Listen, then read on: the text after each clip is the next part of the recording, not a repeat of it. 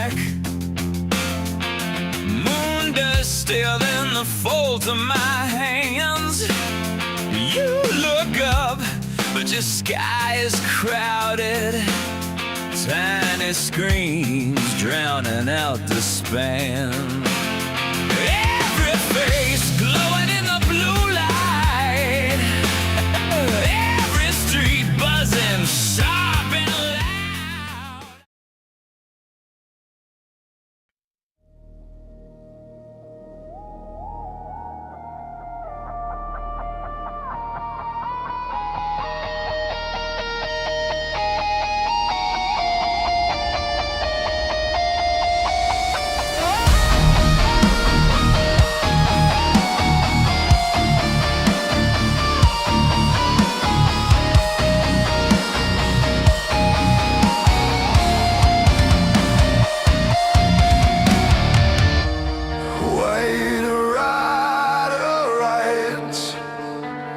Bow pull tight, crown light cold, winter light, scroll in hand, 7 seals, every word cuts and heals.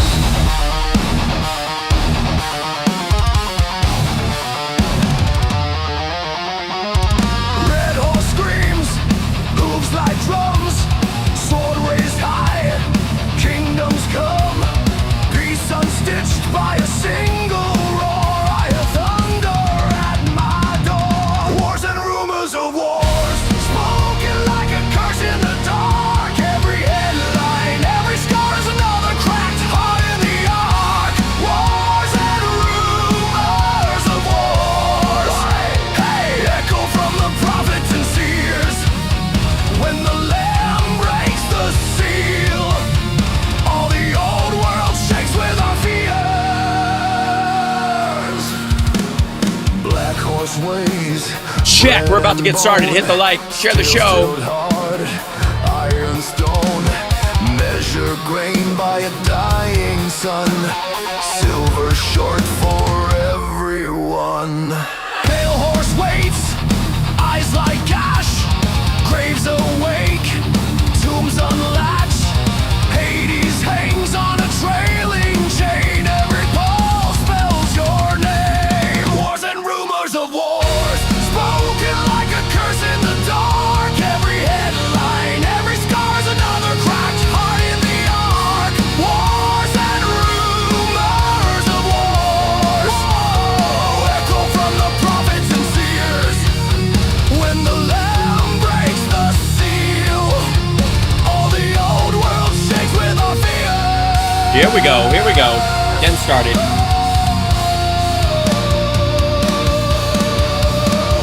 Fifth seal opens. How long? How long? Blood at the altar. Oh, yes. Becomes a song. Sex seal shadow. All right, let's get to the chat room. Oh, I'm frozen. No, that's terrible. Hold on. Why am I frozen? Look at that. That's not good. I have to remedy that. Hold on. Back to the screen. So sad. We go back to here. Don't worry. I'll keep talking underneath this. As we try to. I gotta restart my little camera thing. Why did that decide to fart out at the left? It happens. Excrement occurs, as we say, in the thing with the. And then, come on, you. There we go. I don't even have my hair down. I was like, I'm so disappointed. Okay, now it should work. Chat room. Hey, there I am. Now I'm actually worried. That's good. Now you can actually see me. I had my hair down as I was prepping for the show, so it takes a snapshot. House Barks how that thumbnail is disgusting. You're welcome. Would you like to see it again? I think it works. Again, for those that say that AI is going to be the death of us and all that kind of stuff, and maybe you're right. I doubt it, but maybe you're right. But in the meantime, I'm more than happy to ridicule Trump using it. So there you go. should talk to Phil about the bridge. Oh, the Kerch Bridge. We will on Saturday. And I will be doing the show. Tomorrow's morning show will be late. It'll be like 10 o'clock instead of 9 my time for lots of reasons. Not the least of which is I'm flying, and hopefully I could sing tomorrow. I think I'm okay. I've been doing all kinds of warm-ups, and I've been singing through a straw. I'm doing everything I can. I've been gargling salt water. It's just I have a little hitch right in my passaggio. You know when that happens. That happened to anybody. And it's really frustrating, especially all the singing I've been doing lately. It's very sad to not have it on on call time. Good morning, Hal Sparklers from Australia. Good eye, Kathleen. How are you? Yeah, I'm drinking. This is actually emergency with honey, Manuka honey. Trying everything, and then I gargle salt water out of the same cup, so it tastes a little funky. Welcome. Hit the like, share the show, if you would, and right out of the gate. It's time for a shameless plug. Oh yeah, it's shameless plug time. So we are tomorrow night at the Ritz in San Jose, California. Nerd Halen, just saying. Caleb, if you're watching, get off my back. I've been pushing the shit out of this thing. I have scheduled posts. I've been talking about it on the show. Back me up. Now, can I guarantee the audience? No one can, especially right now when gas is approaching $35 a liter. But in the meantime, this is the best we can do. We're in San Jose, California. Again, if it's an audience full of Figure 3 robots, I'll be happy. It is Nerd Halen after all. Their offices are in San Jose. I'm gonna have to drive over there tomorrow. I won't miss sound check, but at some point, yeah. So what's the gang sign? It's not a gang sign. That's Van Halen during Hagar did this as their little Van Halen symbol, and I made a nerd version using 2 Spock insignia. I mean, how many? What if you're a Figure 4 robot? Look out. I'm looking for a Figure 10. All right. They're coming. They're coming. No pun intended. Let's get started, shall we? Okay. We could start with that Fox News is covering this little bit of business right here. New info, which is, you gotta love the title of this one. New info. Trump goes from negotiating with bombs to canceling new Iran strikes, which, around here, we lovingly refer to as... Raise a taco, take a bite. Trump always chickens out, so it's gonna be alright. Raise a taco. You know it, I know it, dogs know it. And it's all over the place. It's let's see if is it Tim Pool? Yeah. So Tim Pool has a video that's titled "U.S. Will Invade Iran." Let's see how long that lasts. Donald Trump has announced that the U.S. will invade Iran, seize Karg Island, their oil infrastructure, and treat them much like they have Venezuela. And then a few hours later, Donald Trump announced that the strikes planned against Iran are canceled and there will be a signing shortly, which I can only just say is who knows what's really going on. This has to be like the 8th time Trump has said we're going to strike them. No, we're not. Psych, we're going to strike them. My only guess, to be honest, is that what do you think? 5D chess? Is he going for 5D chess, or that there really is? This is really different. There's a bunch of people that have figured out the pattern, and they are shorting. They're buying oil low, shorting it, selling it, and just making massive amounts of money as we. Yes, and their names are Scott Bessent, Peter Navarro, Howard Nutlick, and Don Jr. Anyway, so if the maggots are having this kind of a flip out, you can only imagine how the rest of these things are going. Now, in the meantime, this also happened. Yeah, okay. I need a. Meanwhile, back in hell, wherever we are, this happened at a Turning Point USA event. Is so fleeting, but the joy of the Lord withstands all.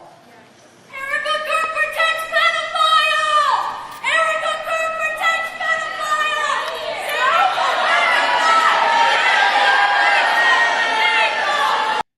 And it was going so well. It's important to remember that happiness comes and goes, and I pray that you find it. You bitch. You tell her. Yeah, Bongholio flipped out about it. Of course, the epitome of class. It's funny how that absolute mother psychopath who's saying thinks they came out. I don't know if it was a woman or a man, based on how crazy these people. I don't know what that was. It seemed like a woman's voice. I think it was actually a TBUSA women's gathering, which is why she probably felt safe to show up there. You dipshit. But that was just fucking magic. I'm sorry. Like all widow stuff aside, which is what is the only, line that people like Bongholio are creating, like, how dare you? The woman lost her husband, right?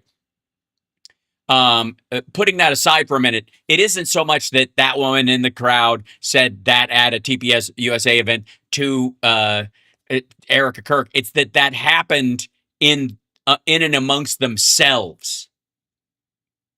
The woman just yelled, Erica Kirk protects pedophiles, which is weird because when it comes to Bongholio, I thought his response would have been, that's my fucking job. That's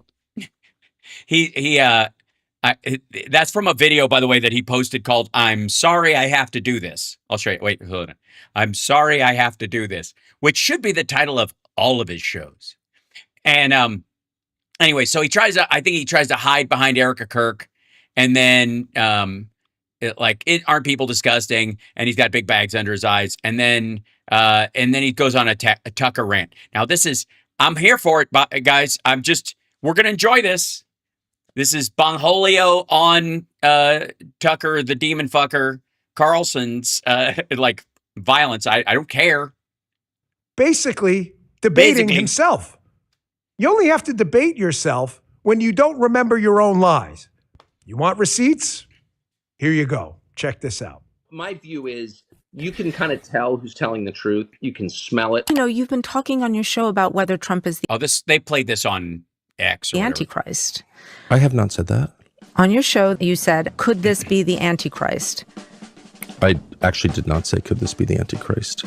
Could this be the Antichrist? I don't know where that comes from, but I know that those words never left my lips. Raised some eyebrows this week when you said that Hamas is more like a political organization than a terror group.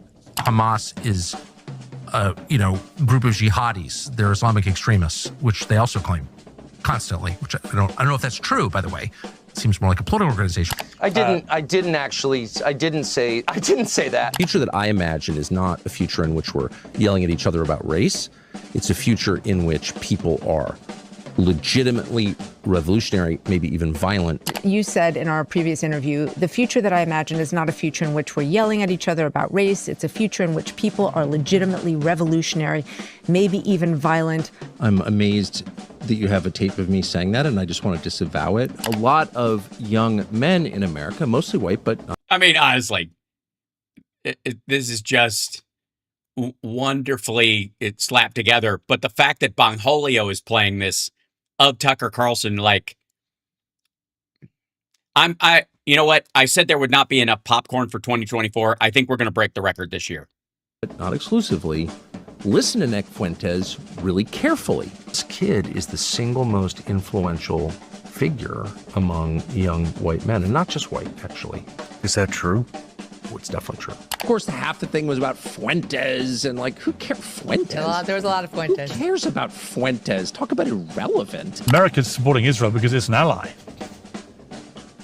I don't even know what those words mean. I'm just saying principle they're an ally, right? I mean, they both... I don't know what that means to be an ally. Qatar is one of our closest allies in the world. The largest American air base in the Middle East is in Qatar. They're a close ally of ours. I come to Israel and the infrastructure, we were flying in, and I said to my buddy, I was like, man, first of all, it looks great. I love the agriculture in Israel because it's just beautiful. I love green. I love plants. I remember when it did. That's, I think they're probably going to play... I like wood. Yeah, as opposed to... Deeper and longer. You know what I mean? I like wood. Right. Look like that. Yeah. First time I came in 53 years ago. It's great. Israel, which is one of the single ugliest countries in the world. Nothing of beauty has been built there since 1948. Sorry, I've been everywhere. I would disagree. There was a girl that went to my high school named Merav, and she was born there and raised in good part there. She went to our high school, but a thing of beauty nonetheless.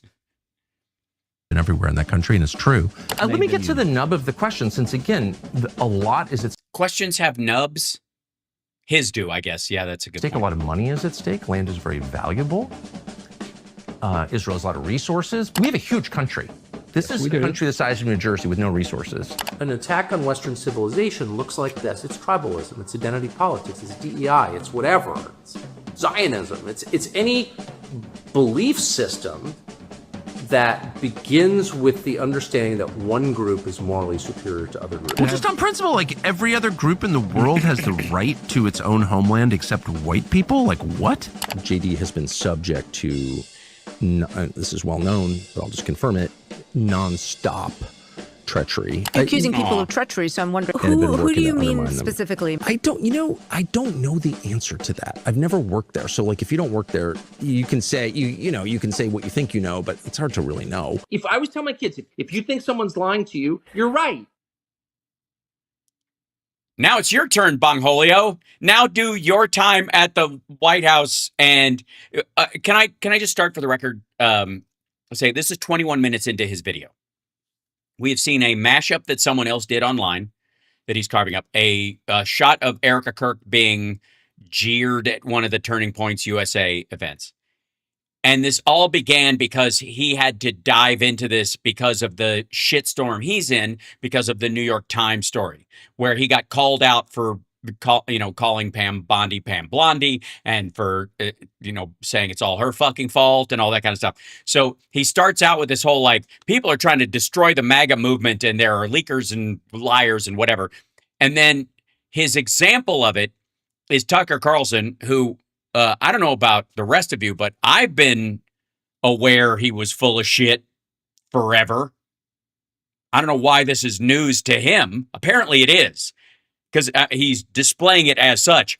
I played that, that section of the clip sort of for my own amusement, but none of us are surprised. Chat room, I've seen a bunch of these folks, Bongholio and others, and even Tucker Carlson and others who are like, I think it's more like the Tucker, Megyn, and group, where they have become aware that Trump is a liar and a flim-flam man and, is enriching himself and stealing from the American people. And then, Bongholio is upset because it turns out that people like Candace Owens and Tucker Carlson are liars or scumbags or duplicitous or self-serving or self-aggrandizing, all these things.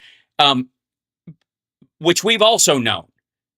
Like, they're waking up to this shit right in front of our eyes, and yet none of them have the courage to apologize to me. That's right. Bongholio, I'm going to keep calling you that even after you apologize, which you won't do because you're a coward. And Tucker and Candace and Megyn Kelly and all these fuckwads that are suddenly realizing Trump is a liar and a flim-flam man and duplicitous and just enriching himself and destroying the country. And they're waking up to this, but and to some degree, like in the case of Tucker, he's even apologizing to some of the followers, right? Some of the people that watched his show and bought his bullshit about the Iraq war and stuff. But at no time is he coming out and apologizing to all the people who were right about the Iraq war when he was wrong about it, were right about Donald Trump when he was wrong about it, right? Same thing with Bongholio. Like, you cannot just go, ugh, what a grifter, what an asshole. You have to apologize to all the people who were saying that Tucker's a grifter and an asshole the whole time. Otherwise, you can take your mea culpa and stuff it up your ass. This is absurd. It's your phone. I don't think I'm blurry. Am I blurry? I've got it on static. I don't have it on autofocus, so we should be all right. Anyways, perhaps I'm just blurry as a human being. But I'm sick and tired of these motherfuckers waking up to like, oh my God, can you believe Donald Trump went back on his word? And all of us are like, yeah. And you vilified us for simply pointing it out. Guess what? you're going to find out even more fucked up stuff about him the more the Epstein stuff comes out. If all the files come out, he's going to look like the worst perpetrator next to Jeffrey Epstein himself. And at that point, these assholes can go, oh my God, I had no idea. And it won't count for shit. Until they apologize to everybody, including the victims who were saying, and the women who filed the 503s, were they, with the FBI? And apologize to them for vilifying them for years. And saying like they weaponized the government against him. Hey, guess what, asshole? His buildings are only afloat because of Russian money he got through Deutsche Bank. The reason Deutsche Bank didn't give a rat's ass if he could pay the loan back or not is because it wasn't their fucking money. It was Putin's. And the reason Donald Trump is not going to take Obama or Hillary Clinton or any of these people to fucking court or file charges against them is because Discovery would fuck him up. He would end up in jail if he had to supply Discovery, and not just for contempt. He would be providing the actual evidence of his own crimes. All he would do is prove they were right. So that's why, like, he throws this shit around rando. It's so gross. We're going to sue them. I've got the DOJ looking at it very closely. We're very strongly. It's never going to happen. It's never going to fucking happen. It's not. Get over it. You're not being betrayed because he's not bringing the charges he pretended he was going to bring, or he promised you he was going to bring. That's not why you have been betrayed. You've been betrayed, and you participated in that betrayal by being a fucking sucker because you did not recognize the fact that everything that those people you were helping him vilify, all those people were telling the truth. He was connected to and is a puppet of Russia and whatever rich asshole wants to shove their hand up his ass. It isn't just that you pilloried Hillary and you said awful things about Obama and Biden. I expect that from you. But you did it because they were pointing out the truth about Trump, that somehow, magically, you're suddenly aware. Can you believe it? Oh, the pearl clutching. Fuck you. Other than that, I have no opinion. Oh, Hype Train. Excellent. Thank you, people on Twitch. Hype Train. Oh, and don't forget, I did the shameless plug, but I didn't do, we don't have our Venmo up. Do I not have that? You can help out the show by doing this. I obviously don't make a lot of money on YouTube because I use big boy words. So it certainly slows my ability. And when I'm talking about rapists and pedophiles that are currently in the administration, I call them that. I don't call them PDF files or I don't know, fapists or whatever the hell. I call them what they are. So I get dinged in ads and in placement on there. So if you guys can help out and share the show, it's really the only way to do it. Support independent media that says, fuck you. Right. It's the only kind of independent media that matters right now. All right. Now, so fucking pitiful. Let's jump to, I want to see this Fox News dealing with Trump's taco. Our coverage kicks off right now with Chief National Security Correspondent Jennifer Griffin. She's live in Washington. Sorry, I have to get something ready right now. I feel like I'm going to need this. You know what I mean? Like, I feel like that's going to be that sound effect is going to be a necessity. Thank you, Novaries. Washington. She has the latest details for us. Hi, Jen. Hi, Sam. She looks very excited to be doing this story. She's got the latest news. Go ahead. Get me off screen. Let her do it. Well, it was clear yesterday that the Pentagon said they were going to negotiate with bombs. That's what. Was it clear? Oh, I'm sorry. You heard them say it, so you thought words meant reality / clarity. Oh boy. Well. No, there it goes. Hold on. That's because you're stupid. That's what they did over the last 2 days. And clearly, the president upped the ante by talking about taking Kharg Island. What's not clear from the Truth Post that he put out is what the MOU is. Is it simply about a ceasefire? Does it include the nuclear deal? By the way, that's the Memorandum of Understanding, which does not exist. I'm so sick of this shit. We're going to sign it. They've agreed to it very strongly. They just have to sign it, and again and again. Like, we don't have those details at this point. But there are none. There are no Jesus Christ. There are no details to be had, ma'am. But he did say that it includes the U.S., Israel, Saudi Arabia, UAE, Qatar, Turkey, Pakistan, Bahrain, Kuwait, Jordan, Egypt, and others. So that is significant. He said the naval blockade will remain in full force and effect until this transaction is finalized. If it's in full force and effect, then you can't sneak boats out. What he means is the naval blockade against the stuff coming out of Iranian ports, I guess, but still. Finalized. Time and place of the signing to be announced shortly. But oh, yeah. Hold on. There has been some indication that a signing may take place in Geneva. President Trump had warned Iran. Totally. Yeah. Yeah, we're going to just snap to normalcy. To prepare for another night of bombing, suggesting the U.S. would take Kharg. I'm sorry. Like, all I can think is this is what I'm seeing.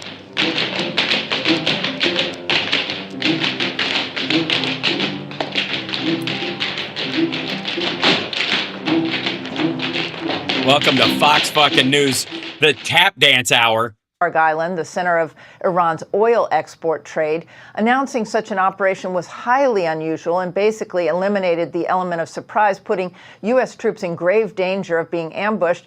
Is there another kind? And also suggesting that it might have been a bluff. The Pentagon essentially used bombs to negotiate. Basically. As I mentioned, no, they didn't. U.S. Central Command resumed bombing Iranian targets. And Iran bombed 5 U.S. bases. Sending 49 Tomahawk missiles into Iran Wednesday evening. Like clockwork, the first explosions were reported around 5:15 p.m. That's not like clockwork. That's using a clock to tell when they landed. Like clockwork? Like clockwork means they happen every hour, on the hour, every minute, or every second. That's what like clockwork means. It doesn't mean that you can tell what time something happened by looking at a fucking clock. Eastern, nearly the same time as the night before. Blasts rang out across the Strait of Hormuz, port cities including Sirak, Quiche Island, Keshem Island, and the airport and airbase. Quiche Island? Really? Now I'm hungry. At Bandar Abbas, targets included more Iranian air defenses, radars, and communications sites. U.S. forces disabled 3 oil tankers this week, including one last night in the Gulf of Oman, after the vessel violated the blockade against Iran by attempting to transport Iranian oil. Again, you're beating your chest because we disabled a civilian watercraft? U.S. Central Command acted against Guinea-Bissau flagged MT Jalvir as it. Yeah, this looks good. So let me get this straight. Are they just parking an oil tanker over top of every sunken Iranian ship? Is that what we're to assume? Attempted to transport oil from Iran through the Gulf of Oman. A U.S. aircraft warplane fired 2 Hellfire missiles into the ship's engine room after the crew repeatedly failed to comply with directions from the U.S. forces. Maybe they were left-handed and just, misread. We've been following 2 important stories today, and we can now report that earlier today, when the Pentagon was put down on lockdown because of a hazmat situation. Yeah, I think that was Hegseth apparently got a call, and during the call, we have audio. Yeah. Apparently his password didn't work and he thought he was being fired like Kash Patel. That's, I don't know. We haven't any confirmation that that was a direct order. A suspected hazmat situation. That was a false alarm. So all those. Sorry, it was a false alarm. Right. Hazmat teams that went in and suspected a biothreat, locking down 4 corridors within the Pentagon. That has now been shown to be a false alarm. No, it hasn't. It's not been shown to be. It happened inside the Pentagon. What they say about it I don't even know if I would want it to be the truth. Right? What'd they spill? Obviously, a false alarm. What did they believe there was a chemical or biological attack on the Pentagon? Or did they knock over a vial of shit they plan on testing in the field? But out of an abundance of caution, No, Johnny Million does not work in the Pentagon. That's different. Listen, that is clearly Hegseth. That is so different. they sent those teams in to check on what they said was an air condition issue. So, but good news, that was a false alarm. So good news. Finally, some good news today. Back to you, Got Sandra. it. That is good news. Jen Griffin, live there in Washington for us. Thank you. John. Be sure to... Wow, that's the entirety of it. That's their whole clip. Let's see. Okay. We've got like more of this. Hold on, but I want to jump to. Yeah, here it is. This is Fox News is just having a great day, by the way, all around. Oil inventories plunge as experts fear train wreck scenario. They're using that graphic a lot these days. I would make a new one. At least change the color. We're taking out millions, which I'm just announcing today for the first time. Because it was in the news that some ships went through close to Oman. But we've been taking out millions of barrels of oil. Yeah, there's like 117 million barrels of oil that go through every day when it's normally open. Millions of barrels. Every night we took out oil. Millions of barrels of oil has come out. And that's why it's at $85, $90 a barrel instead of $250. President Trump on a secret mission to escort oil tankers through the Strait of Hormuz. He's also drawing oil from the SPR to keep prices stable. Sorry, what was that? Sorry, escort oil tankers through the Strait of Hormuz. He's also drawing oil from the SPR. That would be the Strategic Petroleum Reserve. To keep prices stable, but the level... Oh, that's sweet. Stable at what, $5? Levels are getting close to record lows. There are now about 350 million barrels on hand. That's down from just over 400 million about a year ago. Bob McNally is a former White House energy advisor and founder and president of Rapidan Energy, and it's great to have you here. What do you know about this? The president talking about the secret plan and how much oil has gotten through. Has that helped keep the prices down? Hi, Dana. It has. They're being more public about it now. They had initially wanted to keep it quiet. Yeah, because he's letting it out because they also are allowing more Shadow Fleet stuff from Russia to get through. That's why. And that's going to come out. So he wants to look like, well, that's just a little. That's just ships that are already at sea. To avoid attracting Iranian fire. But I thought they didn't have any ability to fire. I thought their entire military had been destroyed. Over recent weeks in June, and we've seen this, the ship trackers have seen this, the U.S. is shepherding out sometimes over 20 ships a day through an Omani channel. They're hugging the Omani coast oil, and they're prioritizing very large crude carriers, we call them, VLCC. So yes, the ones going to China. Big boats with lots of oil, and that is increasing the trickle into a small stream of oil coming out of Hormuz, and it's good news. I think now we're seeing more press reporting of it. They want the world to know it, and it's happening. It's a good thing. Here's what President Trump said earlier today about the possibility of taking Kharg Island. Look, my preference has always been take Kharg Island. I said my preference would be that. I don't know that America has the stomach for it, to be honest with you. Yeah, Americans are so fucking weak. I think America has a stomach for victory. And what I'm curious about is, would that make a big difference from your perspective on oil prices globally and gas prices here at home? Yes, it would escalate the war and it would probably get some of our soldiers killed. So maybe.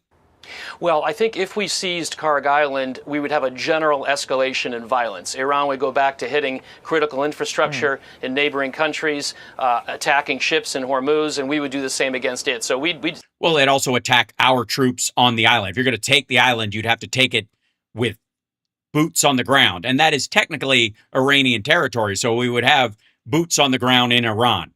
have a big price increase.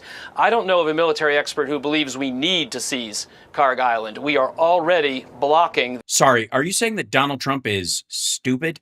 The oil that comes from Kharg Island. So Iran's getting no benefit from that. And seizing it, I'm not sure what the benefit. There are smaller islands, Dana, that we would want to seize if we want to prevent Iran from threatening those ships. They have assets, radars, and so forth.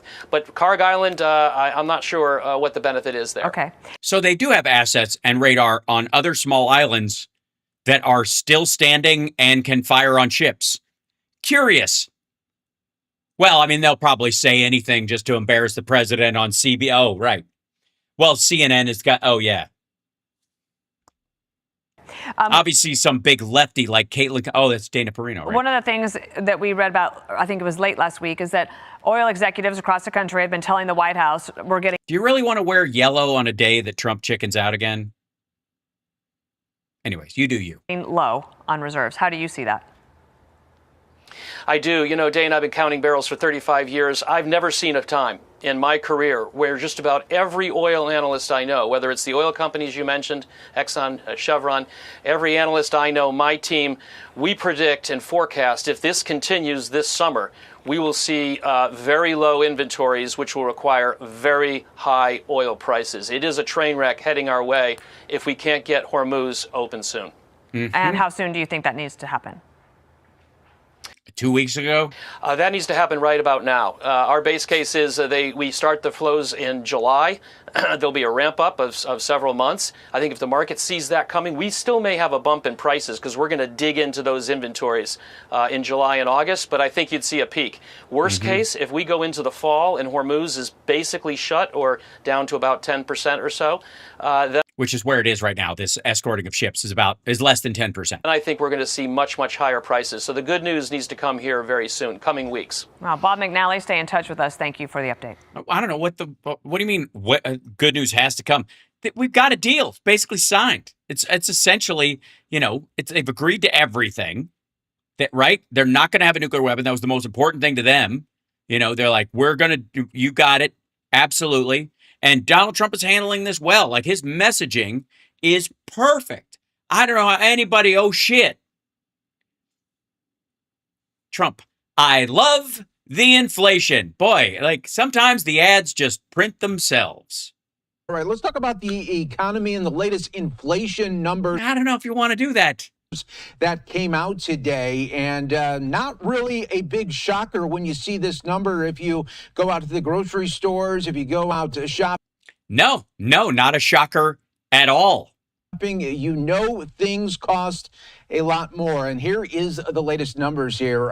Inflation. Fake news. It's fake news. Inflation rising 4.2% annually in May, highest in 3 years. And I think a lot of consumers saying, we've been telling you this for a while. So, yeah, we have. We totally have. But let's now bring in our next guest to help break it all down from our friends over at the Wall Street Journal. It's already broken. Harriet Torrey joining me now. Harriet, thanks so much for joining us here on Live Now from Fox. And these numbers suck. I think a lot of people saying, it's been like this for a while, we feel. But those people are liars, probably Democrats. Only Trump barely knew them. They just got him coffee. These numbers are fake. Yeah, I think consumers can really feel this pain. I mean, we've seen this very sharp run up in gasoline prices. Have you seen Trump eat French fries? He's a consumer and he seems to miss it. Since the war in Iran started at the end of February. And that's just adding pain onto consumers who are already feeling about 5 years of very high inflation. The Fed has been trying to get inflation back to target for over 5 years now and hasn't managed to do that. And this is just... Right, but they were doing a fairly good job. They were getting there over the course of the Biden administration after COVID spiked everything. And then we had this self-inflicted wound. The latest sign that things are actually moving in the wrong direction because of this energy price shock and the sharp run up that we've seen in gasoline costs. And what we also saw today was that this is having an impact on people's earnings. Inflation is now outpacing earnings. It's the golden era of America, where it's a new Gilded Age. And it's causing... Remember the Gilded Age? That was when robber barons had all the money and everybody else was in a soup line. A lot of pain for consumer pocketbooks. Yeah, when that number of inflation is higher than what people are continuing to bring in, that is the main issue. And we kind of is. Talked a little bit about high gasoline prices, but also I've been seeing just the high prices of diesel. And diesel is huge because that trucking is what is being used to transport all the goods. That's right. Yes, and another thing that we saw in and the bads May was a big increase month over month in airfares because, airlines run on airfares diesel, and that's just an example of how this gas price, this energy price shock is filtering through to other prices throughout the economy. But yes, of course, food is generally delivered in trucks powered by diesel. So food prices did increase in May, not as sharply as they have in prior months, but economists are saying that there is perhaps going to be a lag effect, a bit of a catch-up effect in the coming months. Gee, wouldn't have anything to do with all the fertilizer that farmers don't have right now for the planting season they need it for. Although they're hopeful that because we did see gasoline prices come down in June, that maybe the May report was the high watermark or the peak that for this latest. That's adorable. Bout of inflation. So depending on what happens with the Strait of Hormuz, it could be the case that we start to see overall headline inflation coming down from here. Yeah, for the war here in Iran, it seems like, every couple of days, President Trump is saying, well, it's looking good next week or in the next couple of days, we might have a. Yeah, we have a theme song for that, actually. This is some bullshit. Right. We see through it. That was just bullshit, Joel. This is some bullshit. Bullshit! Bullshit! Can't undo it. So stupid. All right. Anyways, back to where chat room. By the way, hit the like, share the show. It's Hal Sparks Mega Worldwide. Also, I want to thank the trolls for showing up. The Vertical's really been doing us some. Has really been helping the stream a lot, algorithm wise, because all the maggots are here. Apparently they're upset that Jeffrey Epstein's wingman has not been more forthcoming about the Epstein files. Weird. All right, back to where we were. A deal, and it's starting to look like a lot like when the government was telling us in 2020, just 15 days to slow the spread, and now we are in this. Yeah, it's almost like he's fucking this up, just like he fucked up COVID. Whole other months of continuing the war front here. How much longer, really, can Wall Street investors take an aim here? How much longer can they bullshit themselves? Is the question, I think. By and Bullshit! large. Right. At this market, we're looking at what the Dow closed at today, and look at it, it was just pure red. Yeah, the market did not react well to these various reports that were out today. I think this is a very difficult. What do you think they liked more? You think it went down because he said we were going to take Carg Island, or because we didn't? Situation, because so much is hanging on geopolitics. Yeah, you'll notice how they say it's the government, not Trump. That's an excellent point, Chris.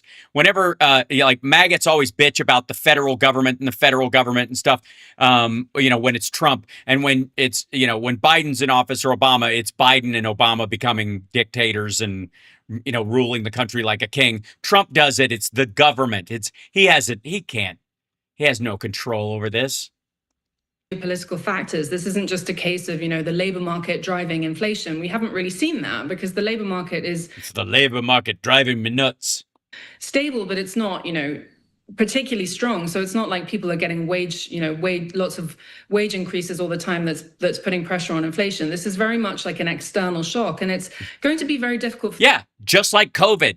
Neither one of these were monetary, dipshit. The Fed to decide what it's going to do, if it's going to try and sort of look through this shock, and or if this could be the start of inflation that it just takes a long time to bring down. It's really very difficult to say.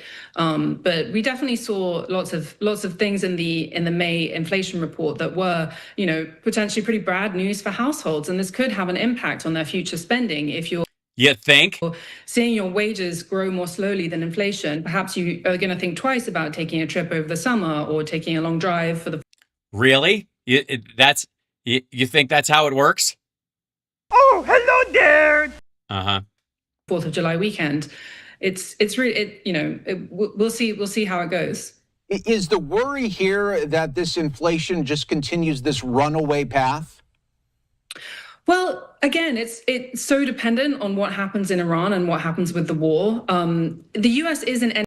Excuse me. It's a little excursion. It's not a war. Energy producing nation, so it is definitely more insulated from these types of shocks than other countries, other developed economies. But at the same time, oil prices are set globally, and when we see a big increase in gasoline prices, it does have an impact on people. And they, although gasoline prices are not, they're a relatively small amount of the basket of goods that a household is buying every month. The fact is, you're driving around every day and you're seeing that price. It's very in your face, so it makes you Oh my God, she's been tailing me. think, oh, things are really expensive. And this can, perhaps cause things like, then you go to your boss and say, I need a raise because everything's too expensive. It can. And he says, no, and you're fired, and I've replaced you with AI. And then you're on the street, and then you've got you're panhandling, which is a pun on what people used to do for a living. You can get into these types of situations where there's somewhat of a spiral effect, but... Beggars were called panhandlers because they literally, what do you do for a living? I handle a pan. Because people would throw things into a pan. For now, we did see a slight decrease in month-over-month inflation in May, and economists did point to that. I mean, inflation went up still, but it didn't go up as much as it 1/10 of a point did the prior month. So economists, but it still went up. It went up 0.03 instead of 0.02. Pointed to that as perhaps evidence that, we've maybe got through the worst of this energy price shock, and the hope is that things will start to taper a little bit from here. Yeah, let's let's go to, this goes, I didn't hear. Trump makes announcement on Iran, signs ICE enforcement, but that was the other thing. That was where he lied before. This is the cancel of this, let's see if they go straight to him. Which was the whole purpose of what we had to go through to get this. Fuck, man. Hammered shit. Nunt alert. I'm sorry, everybody. Melania picked up most of his duties for the rest of the day, but Gramps was just sitting in his farty chair the entire time this thing happened. And they had, this was expanding fishing areas so that we can overfish and run out of food. Brilliant shit. Hold on, let me go back to here. I've got to lift the boink. I get that out of there. Okay, there we go. This is a very big thing, but we have a signing soon. No, we don't. And the documents are in pretty final shape. Fuck you. Pretty final shape. Come on. Every fucking time. How do you even... So we'll see. So we'll see. Yes, we will. We absolutely will. Very good. Should be done. It should. I agree. And everyone expects. What do you think? 2 weeks? A very short period of time? It's basically already done. You just don't know it yet? It should be done pretty quickly. They want it every bit as much as everybody else wants it. No, they don't. I think a lot of good relationships can ensue from this. I just spoke with the leaders of many of the countries that were mentioned in the release. I just spoke to Bibi. I spoke to the great heads of nations, Qatar, UAE, and, Saudi Arabia, Bahrain. Yeah, so what, Bibi's telling you keep bombing and they're telling you to stop and you've got more business with them, so... Kuwait. You just flip a fucking coin at this point? And others. And we're going to be talking to Turkey. President... Why? Erdogan is great. And it's really a wonderful thing. With a lot of spirit. Pakistan was fantastic. The Prime Minister and the Field Marshal. I call him the General. He's a general. He's a great general. He's so great that he's actually a Field Marshal. He couldn't remember Field Marshal. He's like the general. What's the guy? Step above. Yeah, what's his name again? That guy. He's right on the tip of my... What's his name? Where's that guy? He's from that... I remember him. His name is Jab. It starts with a consonant. And they're all very happy. The whole Middle East is happy. And along... No, they're fucking not! Beyond the Middle East, the Strait will open as soon as we have it signed. We've been taking out many ships that nobody knew. Even the fake news didn't know it. But over the last month, we've been taking out ships, big ships, quietly at night. You guys didn't know that. Pretty cool, right? As a captain. He knows about more about ships than I do, but it's pretty cool. They turned off the lights. We bombed their radar and everything, so they couldn't see what was going on. And we took out Some nights 25 ships, some nights 15.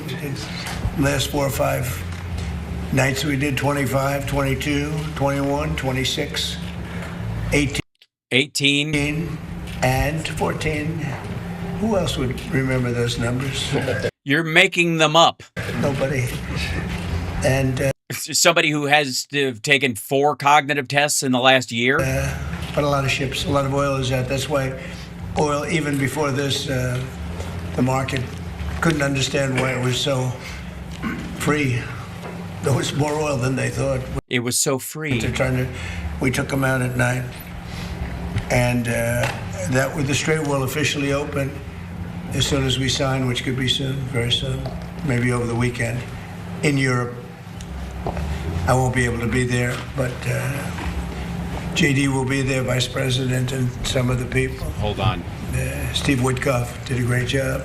As we sign, which could be soon, and that with the Strait will officially open as soon as we sign, which could be soon, very soon, maybe over the weekend, in Europe. I won't be able to be there, but... Why? Are you polishing the reflecting pool, or are you just having your blood changed again? JD will be there, Vice President, and some of the people. JD Vice President? Mm-hmm. Yeah. Steve Witkoff did a great job. Jared. So we'll take some questions, but right now we're here to talk about fishermen and fisherwomen. Okay? We have, they're great people. And I guess I'm a little prejudiced because they all voted for me. Would you say I got 100% or just 110%? 110%. We got some illegals to vote. Oh, shit. So I think if I didn't... Yeah, hey, asshole. You can only have 100% of a group voting. If you have more than 100%, you're cheating. It's not kind of contrary to the current message they're trying to sell. We'd have a surprise. We'd have a big surprise. Oh, the UFC fight is this weekend. Way more important than signing the deal everyone's been waiting for in Europe for this. I mean, if he's going to just tear it up anyways. So it's my honor to be taking this action to lower seafood costs and generate millions and millions of dollars in new business for our really great fishermen, great people, by restoring commercial access to 3 areas of the Western Pacific Ocean. So we've done this. This is just a bounce back and forth that he always does. There's like the conservation so it doesn't get overfished by the corporations that these folks represent.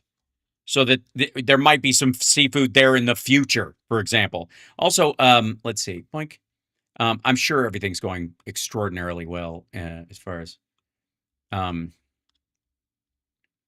oh, yeah. Yeah, this is... yeah, but this is probably old, right? This is June 11th. Oh. Oil executives warn White House that gas prices will get worse. Grim predictions add to the problems of the presidency already facing a sharp rise in inflation. I love inflation. Hey, that's why he loves it. Oil and gas executives have warned the White House that gasoline prices could surge in coming months as fuel inventories fall to critical lows. That's what we were talking about when they mentioned on Fox, even complicating the Trump administration's efforts to contain inflation that has already rattled American consumers. That's because we're weak and we don't have the guts to hold Carg Island. Industry officials say that they're doing everything they can to sound an alarm that prices are about to soar as the commercial and government inventories that have mitigated price rises so far. The commercial and government inventories that have mitigated price rises so far are rapidly depleting. Plunging global oil supplies threaten to push fuel prices even higher. Even if the war in Iran ends soon, energy executives warn consumers face more pain. I love his inflation. All right. So hit the like, share the show. It's Hal Sparks Mega Worldwide. Also, I'm very excited about, well, I guess somebody has to criticize Trump, and I certainly don't have the guts to do it. And I know people in my chat room can't bring themselves to do it. Too much respect for the office, no matter how awful he can be, even if he was Jeffrey Epstein's wingman for 2.5 decades plus. But the problem is that all these left-wing people, want to criticize the fake news about inflation, while he wants to lower the cost of borrowing money, like some of his rich friends, right? And these left wingers are hitting him on this. Let's see, PBD. Trump wants 1% rates while inflation crushes Americans. Oops. That's him talking to Kevin Warsh, by the way. This is going to go very well. Kevin Warsh, stories comes out about the fact that they want to see interest rates go as low as 1%. CPI went to 4.2. The story just came out. What page is it on, Rob? Is it page? It's somewhere in there. Just pretend. 5, it says. But which one on page 5? Because I'm on page 5. Okay, there it is. Donald Trump piles pressure on Kevin Warsh with call for rate cut. And this is a Financial Times story, so let me get to it. Rob, is this that video? Yes, I have 2 videos. One from Meet the Press where he talked about interest rates, and then a second from Air Force One, but it's just audio. Let's hear the Air Force One. So I don't know that you're going to want to hear it, peanut butter dickhead. Air Force One, go for it. Sorry, given those job numbers, do you think the Fed should cut rates at its next meeting? And do you think new chair Kevin Warsh can convince the rest of Kevin make that decision? I'd like to see lower interest rates because each point, think of this, is $600 billion. Okay, so Okay, there is no reason to raise interest rates. Trump told Meet the Press, which is a longer clip, so I'll kind of just go through it, Rob.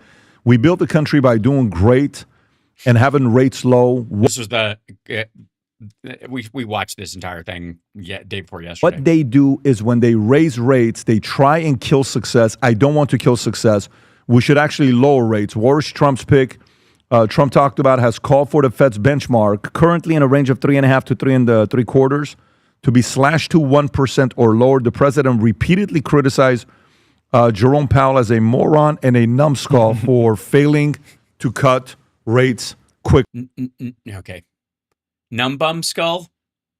Okay. Enough. Tom, thoughts? So today, we'll tie a bow around all this, and Pomp will jump in on this rather quickly, I'm sure. So today's CPI comes out, Consumer Price Index, 4.2%, right in line with everyone's expectations. Yes, everybody, especially last year. He was right on that number. What's interesting, and this is interesting, was that core CPI, where you take out food and energy, it was 60% of it was related, 60% of the number was related to energy. So guess what? It's the energy spike of a temporary... Sorry, real quick. ...to energy. So back up a second. One's expectations. Everybody was right on that number. Mm-hmm. What's interesting was that core CPI, where you take out food and energy. The core CPI, where you take out food and energy. It was 60% of it was related, 60% of the number was related to energy. So you take out food and energy out of the core CPI, and core CPI then is left with 60% energy. So guess what? It's the energy spike of a temporary shortage and interruption in the supply of oil, which becomes increased price of gasoline, which becomes diesel, increased cost in diesel. Yeah, and everybody's going to get a refund on all the money they're spending on gas right now. You know, when the price goes down, which obviously it'll go down to $2, you know, you'll get some of that money back that you're burning right now, that you're setting fucking fire to, that you're putting off like trips to the grocery store over, right? You'll get that time back. Diesel fuel. And they say, well, food's up. Well, what's in the truck that's transporting those apples from the farm to the grocery store? Nothing. Diesel fuel. So it affects... Hold on one second. I'm getting crunchy audio again. 1 second. I'm going to swap out. These headphones are they're very delicate. I don't understand why. This guy over here. How about these? Yeah, these will be all right, maybe. Wish me luck. If you'd like to help me buy a new pair of headphones. All right. See if I can get... It's just thinking about it now. Back up, you dummy. My headphones in there. Just checking to see if they're in line. There you go. Dink. Just, that's my problem now, isn't it? It's thinking about it. Oh, and did my mic go dead as well? Well, oh, there you go. It all comes out at the same time.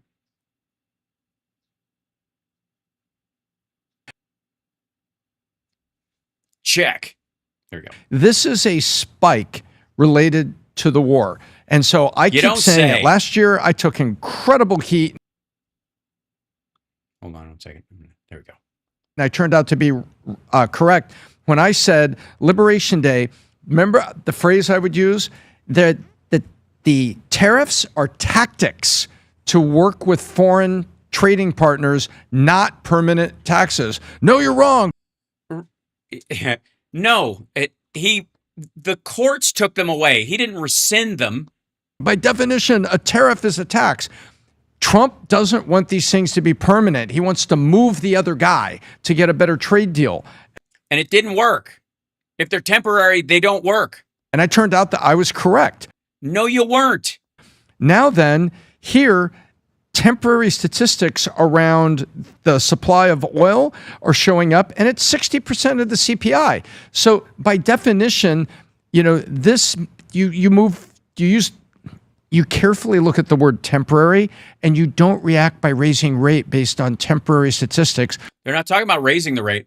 They're talking about the fact that it would be very hard to lower it, and certainly to 1%. Which are creating. So stupid. Yes. Are these inflation numbers? Yes, but they're temporary. This is not something that's there. And this is not the Biden, administration saying this is just transitory. Under the Biden administration. It's the same fucking thing. And it was transitory.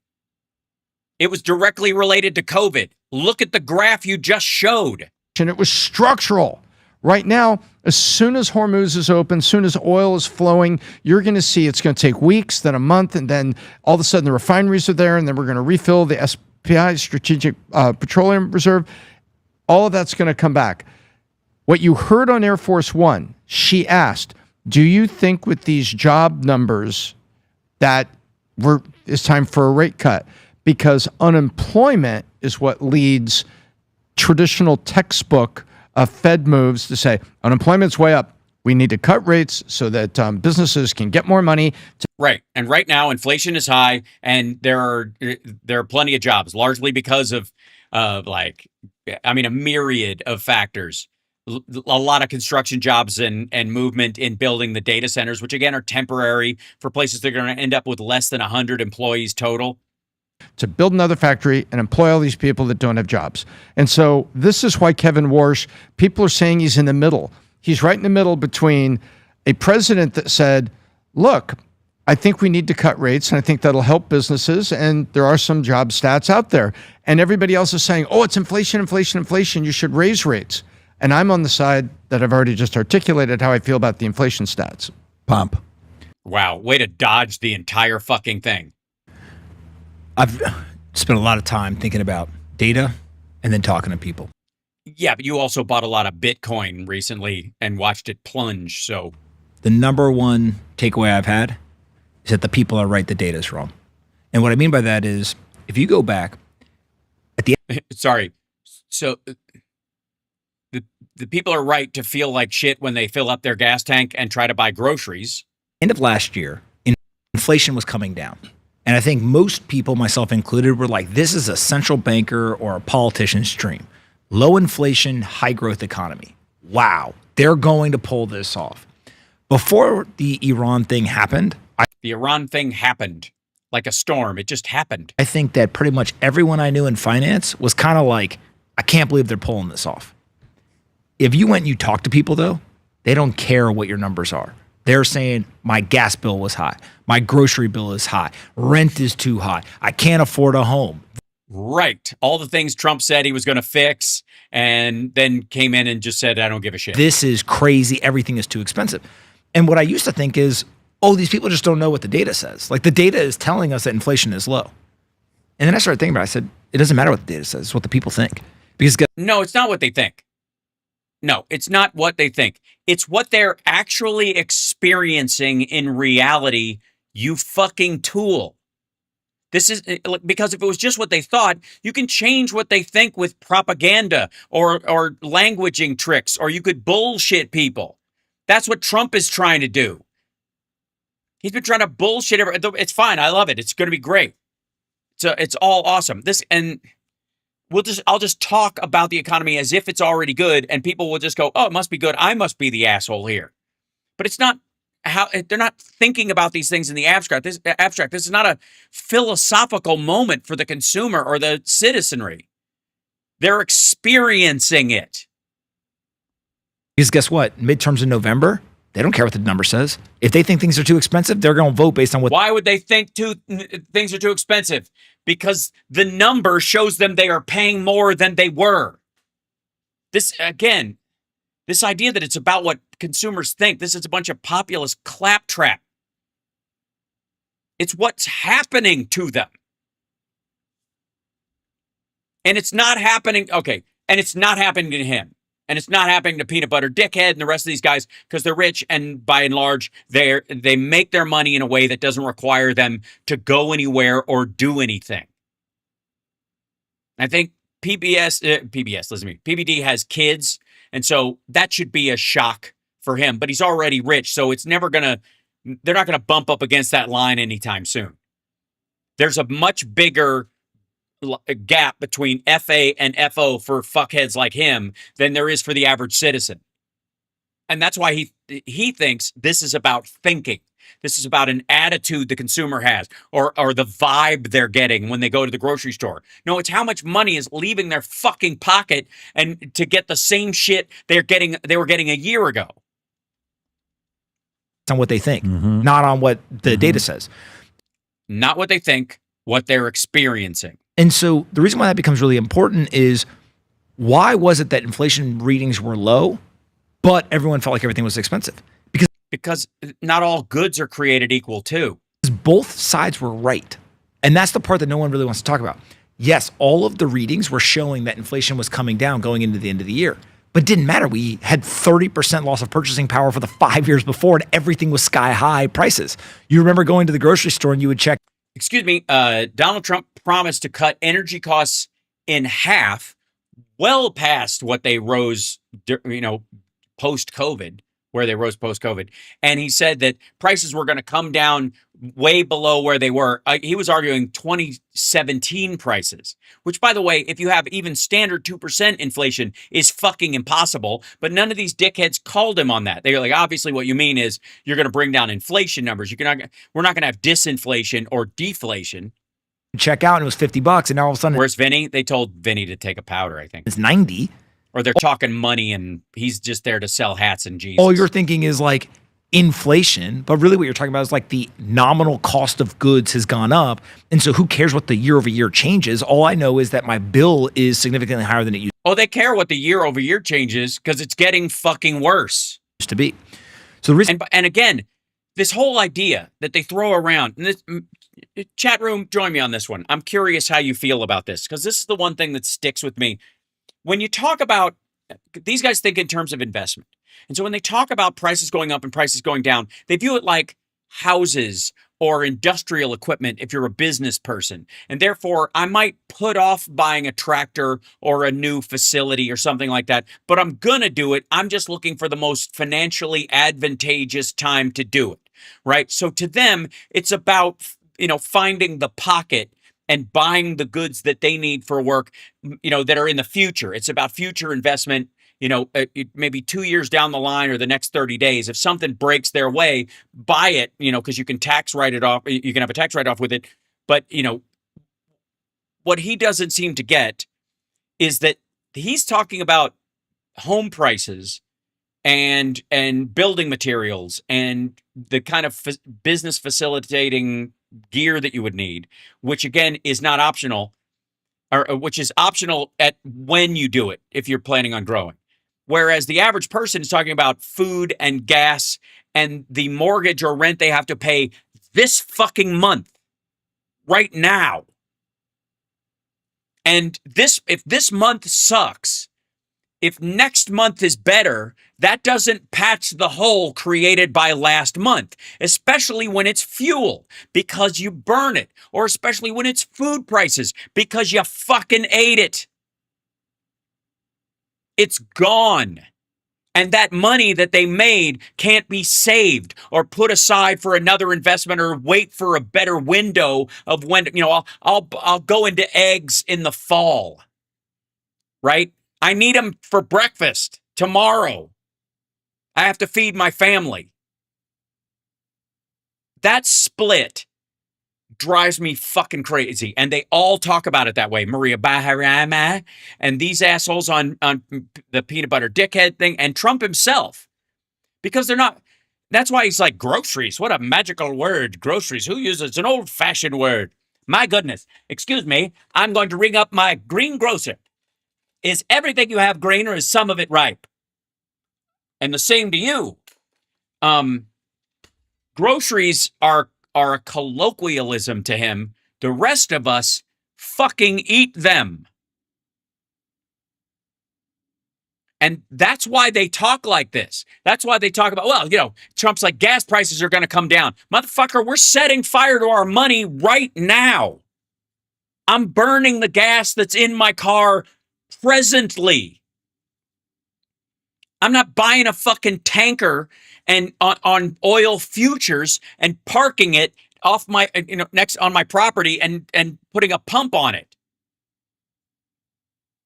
It's why they don't fucking grasp that. That's why he thinks there's this separation between feelings and how people they think, it's what they think about the numbers, not the numbers themselves. No, it's the numbers they experience. You don't fucking experience those numbers, you asshole.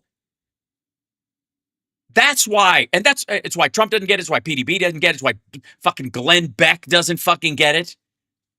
Like, he'll roll through and try to be a man of the fucking people because he'll think like a milkshake at Sonic went up a fucking nickel.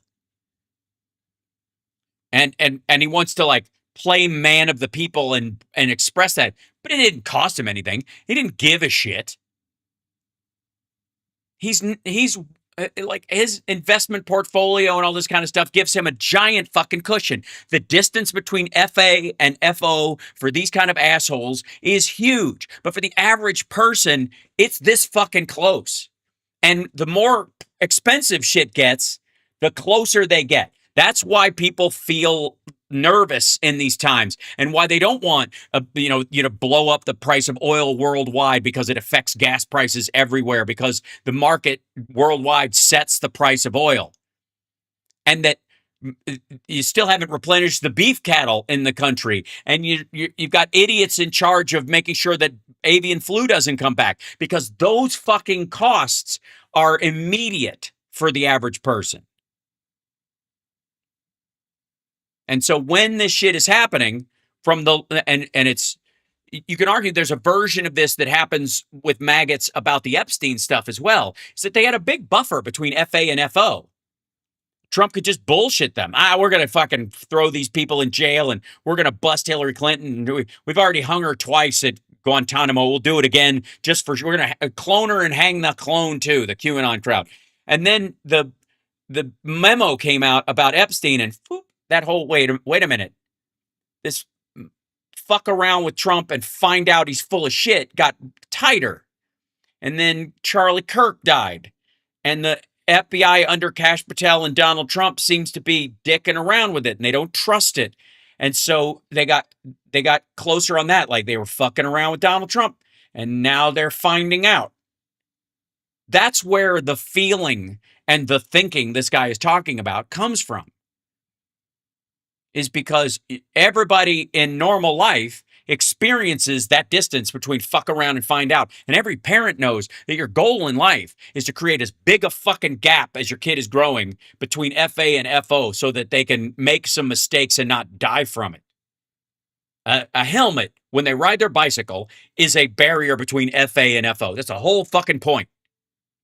And that's what you think about when you're raising your child and you're trying to like pay for food and medicine and gas. And because gas to these assholes is something somebody else fills their car.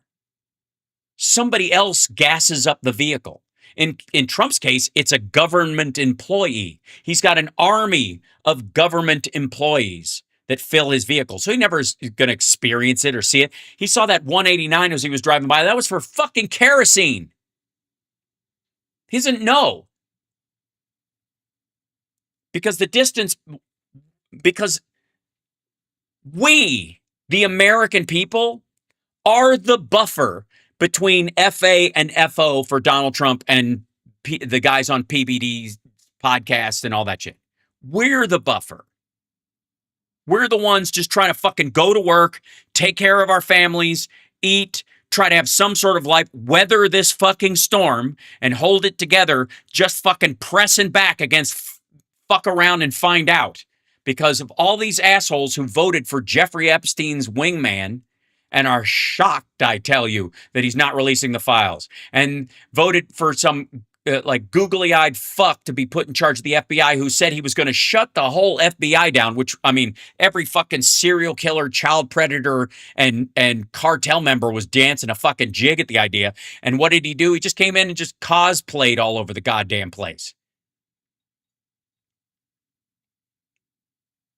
This is the reality. This is where that disconnect happens. And I'm glad that guy put it in as stark terms as like, they don't care what the numbers are. They only care about, what they think. Well, they think about the numbers that affect them. Your number you're thinking about is 4.3 in the CPI and 0.02% versus 0.03% per month, and which by and large has to do with people curtailing what they're purchasing. So there are more sales to move stuff because people just aren't buying the shit, and they got to get it going out the door.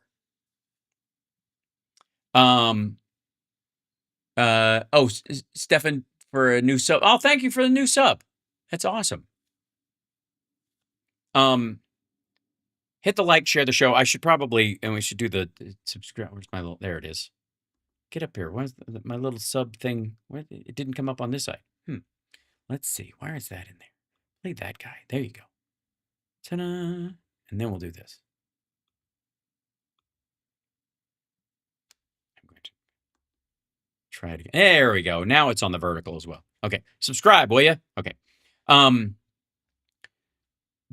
This is the thing that sticks out to a lot of these. This is when people talk about the 1% and the elites and people talk like that. What they're really talking about is the people who talk about numbers in the abstract while you're dealing with the numbers in real life. Yes, we do, Moon Girl. We control the vertical and the horizontal.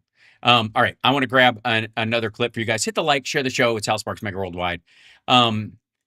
It's now I don't know what this guy's. I think this is an Alex Jones clip where this guy is trying to demonstrate what Alex Jones's dick would look like if it was twice as big, lengthwise. I think it's not a girth test. Inflation and interest rates. Somebody's been using the image gen on ChatGPT. I now can spot OpenAI's graphics versus other ones. Everybody's using the image one because it's the most forgiving and will do the most shit, unless you have Leonardo or something like that. CSL, are you using that one? Is that the one you've been using? I'm always curious. But you can tell on these guys. I'm pretty sure that's the one because it looked like my taco thing most of the time. We'll take a look at this. There's going to be an ad, I have no doubt, because it's fucking Rumble.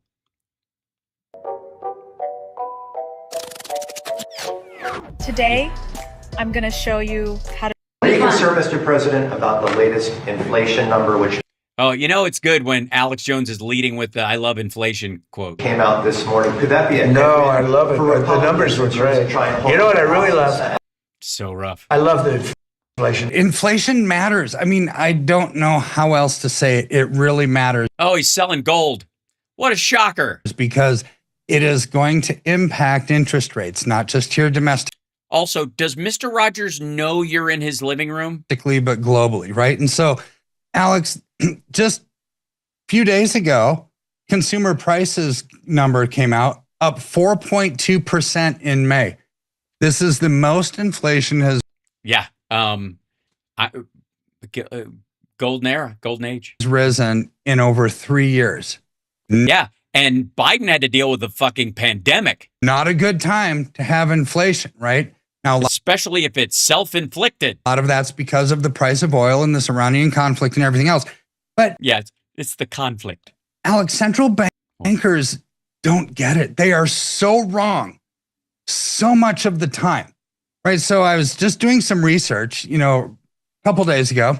Yeah, no time like the present. Put this together, right? So central banks around the world use a monetary system called inflation targeting monetary policy, where they target where they want inflation to be.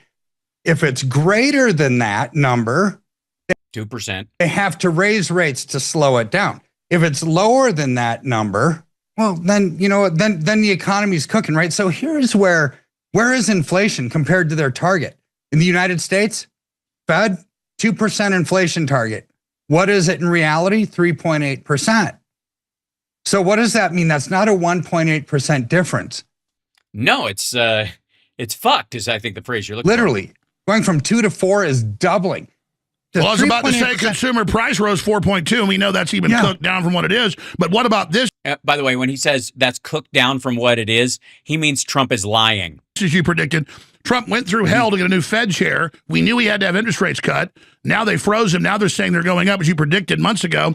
And here it is. ECB, European Central Bank, hikes interest rates for the first time since 2023 as Iran war ramps up energy costs. They're having to do it now. So this is happening. But Trump says he loves it. We know that's sarcastic, but he didn't even No, it wasn't sarcastic. He wasn't.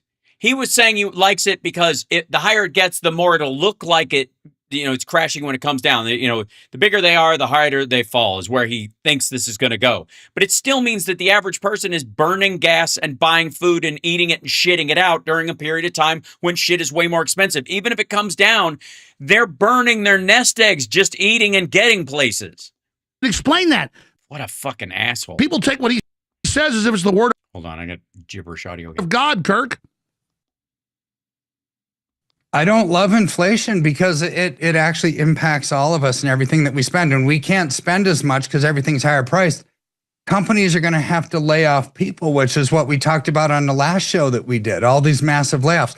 So with the United States Fed, they're 90% wrong. They're 90% off on their inflation projection. It's really 3.8, and they said 2. The euro? Hold on. They didn't project 2%. That's their goal. That's their target. They're not off their prediction. They're off their target because they don't have control over this because there's too many moving parts. And also, they were, Powell's problem was that he was a Volckerite, that he believed it was caused by monetary policy and money being put into the system. When we had lost $20 trillion and we tried to patch the hole with $6 trillion, and that's fucking dumb. We had supply shock. It's the same thing we have right now. Interest rates are not going to have a play on that at all. They're 60% wrong. UK, 40% wrong. Russia, 40% wrong. Also, again, wrong is not the thing. That's their target. Failing isn't being wrong. Brazil, 47% wrong. What does that mean? It means you're using the wrong fucking word. Inflation is higher than their target. They are not going to lower interest rates, Alex. Right, but that doesn't mean they're wrong. Oh God, why do I have to know more about economics than these assholes? Why can't I?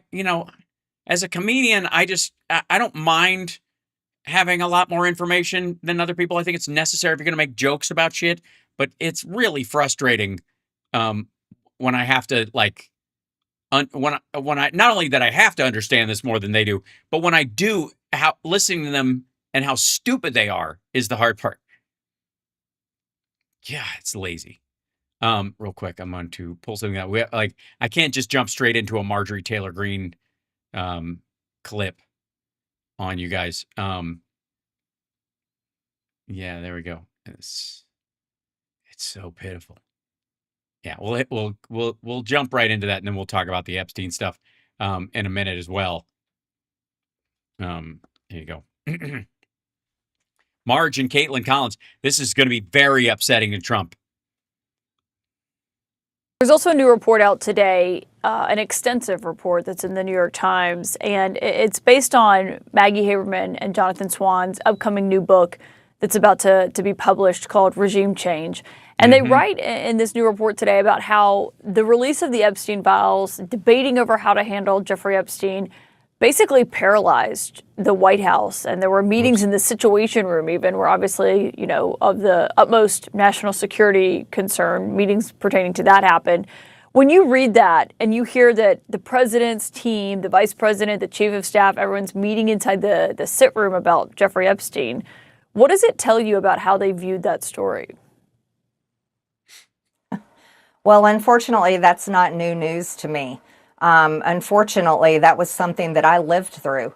I watched the Speaker of the House shut down the government for and keep the House completely out of session for 8 weeks in the fall of 2025, simply because he was under orders of the president and his. Which sounds like something that somebody who is innocent would do. You know, I like if you want, you know, like an awareness of guilt, I don't think you've got it. I think you've got to keep digging.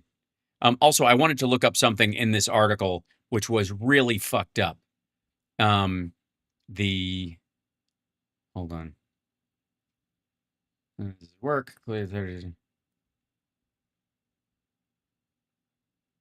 There's one chunk of it.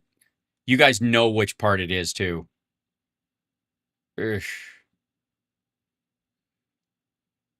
There's Bongholio bitching.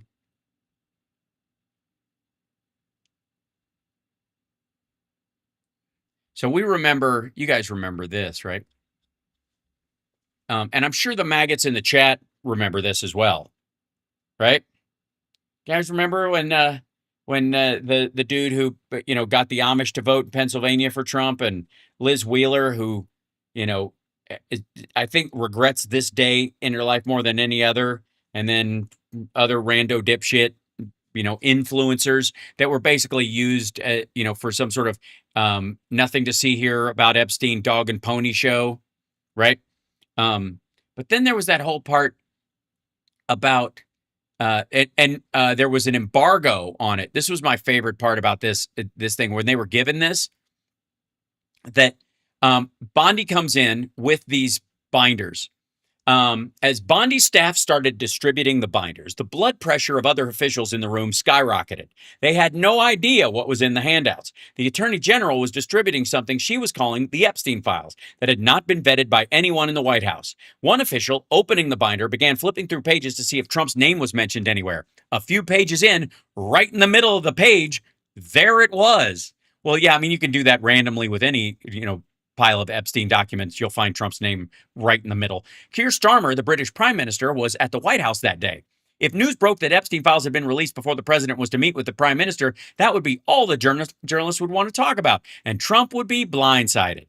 One of Trump's aides hastily steered the influencers out of the White House, telling them that the content of the binders, and this is it, like most transparent White House in history, right, maggots? Right? That the content of the binders was embargoed, meaning you can't talk about it, until after the president's news conference with Starmer, but that the communications office would be more than happy to talk about the files afterwards. As the influencers left, they snapped selfies in front of the White House holding their binders like a bunch of dipshits, quickly posting the pictures on social media. They had now created a new shock of anticipation for what might be in them. Like some of the others in the White House, Bondi had either grossly underestimated or simply been blind to the voracious appetite of the MAGA base for information about Epstein. Yeah, I don't know why she would, who would get the idea that they're interested in that stuff, even though they screamed about it nonstop and thought they were going to hang Hillary Clinton at Guantanamo for the third time over Pizzagate shit. And she just thought this would be a shrug off. All right. Her binders contained information about him and his activities, flight logs, contact lists, summaries of items taken from his residences after his 2019 arrest, and other material, but nearly all of it had been previously released. That's why she felt safe to do it. Bondi had somehow simultaneously oversold and trivialized the Epstein files, and now the influencers were made to feel like dupes. Now, I take issue with that, Maggie Haberman. They were dupes. They still are dupes. They're dipshits. It maybe started to realize they were being duped, or they willingly were allowing themselves to be duped, which is what a dupe would do. So, all right, then they go through the stuff where they, this back and forth, and then Patel and they did the memo, and they wouldn't sign on it. Bongholio blew up at them, Wiles Blair and others around Trump had seen him weather every storm imaginable for years, and in their view, this wasn't a storm; it was passing clouds at most. This is the Epstein thing; they're just going to forget about it. His viewers, his supporters, his rally goers, they're going to shrug this shit off. I mean, what? That whole cabal of pedophiles running the world, they'll forget about that. Nobody will remember. Bongino told anyone who would listen that this was a grave miscalculation. It's not an online story, he told White House advisors. You don't understand. Right, because he sold it as one. He got hired, and so did Kash Patel and largely Pam Bondi, which again, she was the one who could have torn up the non-prosecution agreement, but she did not. So he viewed her as like a prettier, dumber Bill Barr. The Department of Justice and the FBI released the memo. It was brief and an unsigned 1.5-page statement. Okay, so then everybody was like, "Fuck you," and then Trump said, "No, fuck you," and then we remember all that shit. And then there was they released the video with it, which was missing an hour, and then it turned out they were missing a minute. Then it was 3 minutes. Then it was a whole hour. And this is the part we read yesterday where Bongholio is yelling at them that you fucked this up, and was yelling at Pam Bondi and all this stuff. And they went through this whole thing. There is a part about the fucking nipple business. They all met in this, in the Situation Room multiple times. And this is my favorite line of this. Okay, Vance made clear to colleagues that he feared losing some of the so-called low propensity voters. That wasn't the problem. It was the fucking maggots who were pissed. The young men who were not traditionally Republicans, but who had voted for the Trump-Vance ticket in 2024. This was an audience tuned into the manosphere, ironically named, obviously, podcasters like Joe Rogan. And it was worrisome that the podcast hosts themselves were now rebelling. I don't know that rebelling is it. I think they were just they were under the impression before, because they were stupid, that they weren't being bullshit. Is that the phrase? But it's past tense, bullshit. And now they were, and they could only pretend they weren't for so long. But there was a major obstacle in the path of the solution. This is the part. That's the line. I mean, there's a lot in this, but that's the line. But there was one major obstacle in the path of a solution. The president himself still had no interest in transparency. Now, why would that be? He wanted the whole Epstein issue buried, and he was snapping at anyone who mentioned it. His staff largely avoided the subject in their conversations with him, forced to worry among themselves. Finally, on July 16th, in an exasperated Truth Social post, seemingly desperate to make his case in language that might resonate with the maggots, Trump somewhat nonsensically called the Epstein case a hoax by Democrats, and then proceeded to heap abuse on members of his party and his base, disavowing their support, calling them past supporters and weaklings who had bought into this bullshit hook, line, and sinker. As the president we remember all that last summer. Even Charlie Kirk bristled at that, by the way. As the president was trying to redirect everyone away from Epstein on social media, members of both parties began to push the other way. And then he brought in Boebert into the Situation Room, tried to bully her into not signing off on the discharge petition. Couldn't do it with Massey. Couldn't do it with Marjorie Taylor Greene. And who was the other one? Was it Nancy Mace? Yeah, Nancy Mace. So he couldn't convince those other three. So Boebert was his last chance. He brought her to the Situation Room and tried to bully her into doing it, and she wouldn't do it. Then they were going to do this thing where Blanche gave an assessment of the Epstein material he had personally reviewed or been briefed on, including a volume of child pornography. The conference, which, by the way, blackmail material, if you look at it as a stranger, might colloquially sound like pornography to you. Pornography is sexual material that is sold, that explicitly shows or portrays sexual content that is for public release. Blackmail material, or like if you shoot your own adult movies at home, they're not porn. They're not porn until somebody else sees them. Okay? Blanche is talking about these things as if they are, commercially available or normal. But like what he's using that phrase for, I believe, is to cover for the fact that there is video of adult men who know Jeffrey Epstein and Donald Trump and who run in their circles, and underage girls. And that while that qualifies as CSAM, child sexual assault material, and the reason they call it that is because if you don't sell it, it's not technically porn. That's how people try to get around it. This is just for my own private use. It doesn't work that way. You both belong under the fucking jail. Making it is the crime, along with selling it or showing it. Okay, so but Blanche calls it, and so did Bondi, calls it child porn in a way to make it sound like the people in it are strangers to the group we're talking about, Trump and his friends, and that they don't know each other. This is just something that happened elsewhere, and they just have film of it that someone else took, instead of this is shit that Epstein filmed in his own house. And it involves Trump's friends. So they go through, see this plainly apparent to the president's top aides that Epstein saga was not the same as other countless crises they had weathered during their service to Trump. To their great surprise and growing disquiet, because they are fucking stupid, Trump's old tricks of deflection and denial weren't working. So they, and that's when Blanche went and met with Maxwell and used this bullshit excuse that there were numerous threats against her life in a prison where you're on lockdown 23 hours a day. Your life is safer than if in a place where you can walk in a yard and play with fucking puppies and go to yoga classes. Not maybe the idea is that they won't make a shiv or spray something in your face, but they certainly can get it to you easier if they choose to. Okay. So they start going through this stuff.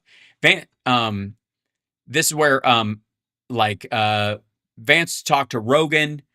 Vance just got off the phone with Rogan. He later told others that Rogan said he wouldn't have Blanche on his show, but would like Vance. Vance argued that if he were the one to appear on Rogan's show, then only a part of the conversation would be about Epstein. The rest of the interview, he told the group, could be about the president's recently passed legislation and what it would do for working families. But the larger conversation before them was how to handle the crisis and public relations risk for the administration. Suddenly, one of the officials in the Situation Room raised the subject of a disturbing but uncorroborated accusation against Trump that had come to light in unsealed filings from a 2015 defamation case brought by Virginia Giuffre against Maxwell, which had been settled 2 years later. So Maxwell slanders Giuffre. She brings a defamation case. Maxwell settled it in 2015. In 2017, before Trump had Epstein, transferred to a prison and then helped him escape. I mean, all right. The secondhand accusation alleging a specific type of sexual abuse was the perfect example of something that would show up on the public website and put the spotlight on Trump, whether it was true or not. And this is it. Giuffre, who had met Epstein when she was a teenage spa attendant at Trump's club. And again, why does Mar-a-Lago have teenage spa attendants?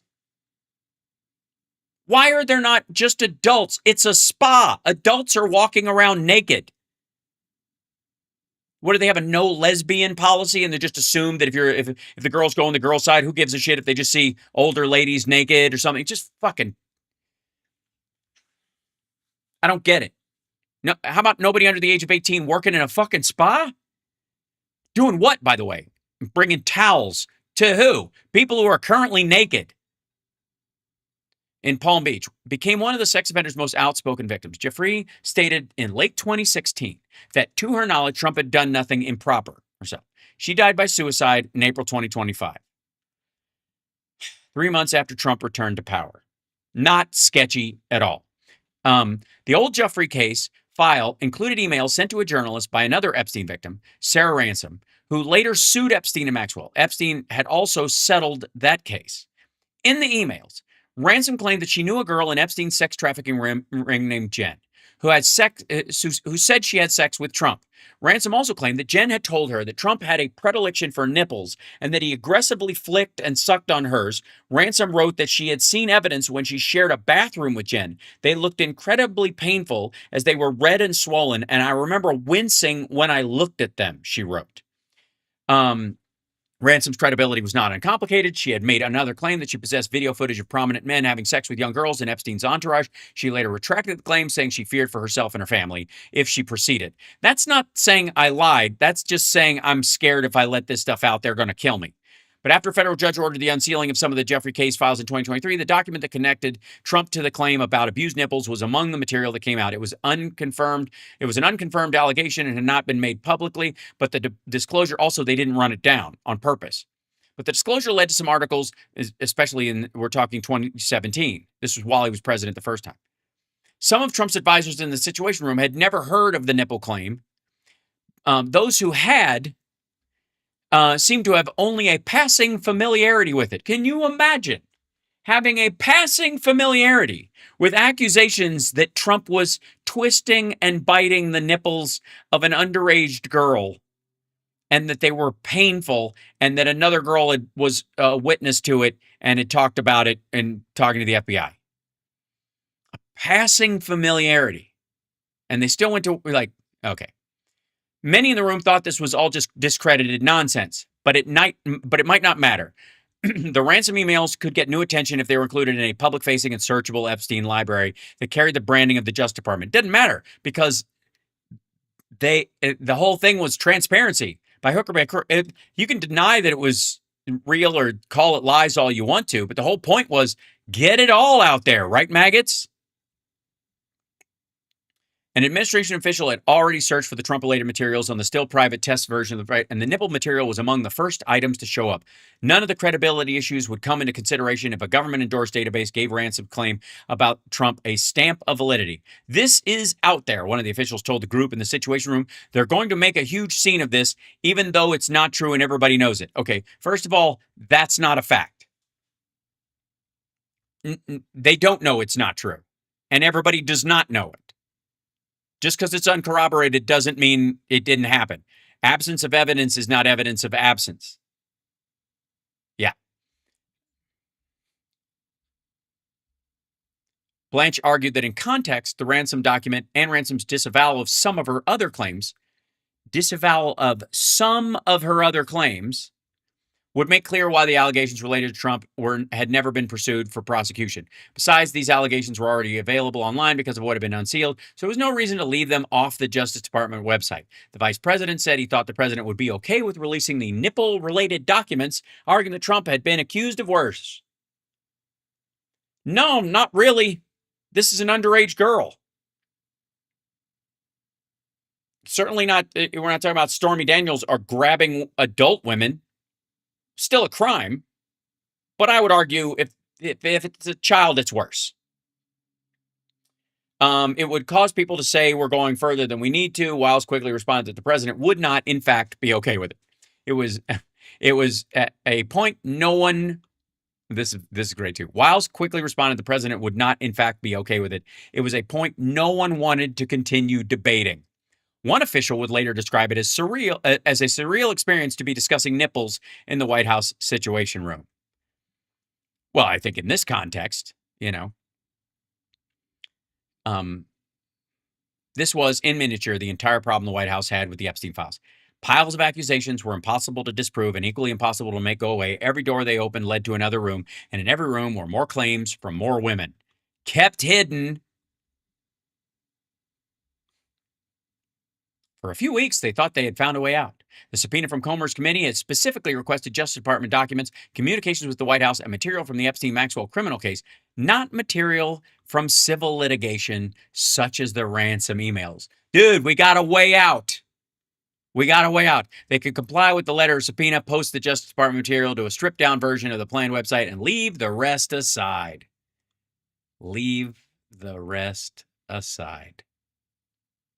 Civil cases were separate matters outside the remit of the Justice Department, and the subpoena allowed for another escape hatch. No, it didn't, because they were using these as possible evidence that they would have a trial later. Yeah. This is, but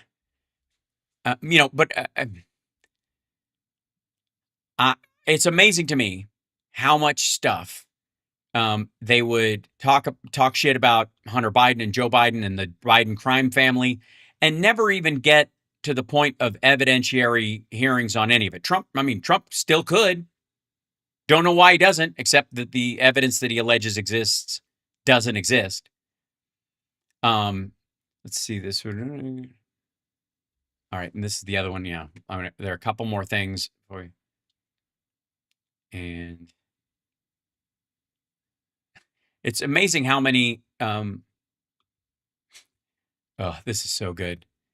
We have to pay a visit, take a little excursion down to a little place while the show is going great and it's awesome. Yes, remember the whole thing about how Biden was the head of a giant crime family, and yet he couldn't, he wouldn't be able to tie his shoes without help, and that Hunter Biden was the bag man for the whole family. But the only example I've ever seen where a bag man bitched about paying other people's bills. Yeah, it's on the laptop. Yeah, totally. But you know what? Maybe we're all putting too much pressure on Trump to actually live up to his promises. He didn't make those promises to us. He doesn't give a fuck what I think or any of the people in my chat room think. This is about maggots, right? This is whether the maggots can feel like they're being heard and listened to. And that brings us to the most miserable man on the internet, ladies and gentlemen, Greg Kelly, and another lightning 3-minute clip.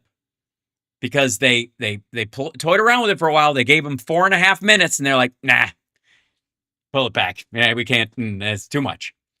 3 minutes, 11 seconds. And the whole point of this, Greg Kelly, there's an unfair amount of pressure on Trump with Iran.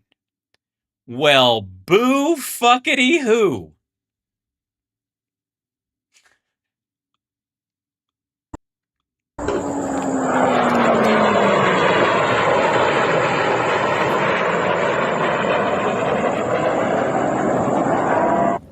You hear that sound? Yeah, yes, I do. I just don't know why you're playing video of nothing. It's the sound of freedom. The freedom to strike a girls' school in the middle of Yeah, that's American jets over Iran bombing targets. It's happening right now. No, it isn't. That's actually over. And also, way to steal from OSINT Warfare. Actually, footage from social media from people on the ground in Iran. We knew this was coming, and CENTCOM did we put out an announcement just a little while ago. Let's go ahead and put that up on the screen. U.S. Central Command forces began launching additional self-defense strikes against multiple targets in Iran. Like what? Next, please. The strikes are in response to Iran's unwarranted and continued aggression. And also, there was that whole thing with the helicopter they shot. Yeah, the whole thing with the helicopter they shot down. But I don't think this is going to be a massive days-long, weeks-long part of the campaign. Well, of course not, because Trump always chickens out, and we know this. Just to understand that. So. Raise your taco, take a bite. Trump always chickens out, so it's gonna be all right. Exactly. I think it's going to be over pretty soon. Could be a tough night. Tough night. Here's the Secretary of War, Pete Hegseth, in Tampa. That's where the CENTCOM. Oh, this is where he does his dipshit tapping nonsense. Central Command headquarters is. Let's take a look. CENTCOM, Central Command, will be busy tonight because President Trump said we will be hitting Iran hard, and we will be. Not because we want to restart anything we don't have to restart. Oh, okay. It's because the War Department is prepared to set the terms. To restart? To ensure that we get the kind of deal President Trump expects. It's like all the idiocy of Donald Rumsfeld and the bloodthirstiness and the stupid body language of George W. Bush. We're going to restart things. We don't have to restart things, but we want to restart them. See, you restart me once, you can't get restarted again. What's this? Does that make him feel like he's being more adamant with his point and therefore more believable? So, right? We're talking No. What? about a night, day and a half, maybe. And this is what they also said, CENTCOM. A proportional response to unjustified Iranian aggression. Now, that was when they took out our helicopter. Yeah, that's also when maggots all over shit were like, proportional, fuck them up. It's the second night of it. Proportional. I don't sense that they really want to make a huge deal out of this. Right, because Trump always chickens out. President Trump has said that this deal is close. Now, I know people... Oh, God. Come on, man. You can't just blindside us with that. It's like he's holding a sow's vagina under his chin and trying to fold it like a pillowcase. Ugh. People have said that before, but... yes, him. I'm just going to trust him. The art of the deal, the negotiation, he wants it done. You know, it's amazing. It is. It's so amazing. Like, how many times do you have to tell you it's done and not done and so close and they want it, but they won't sign it?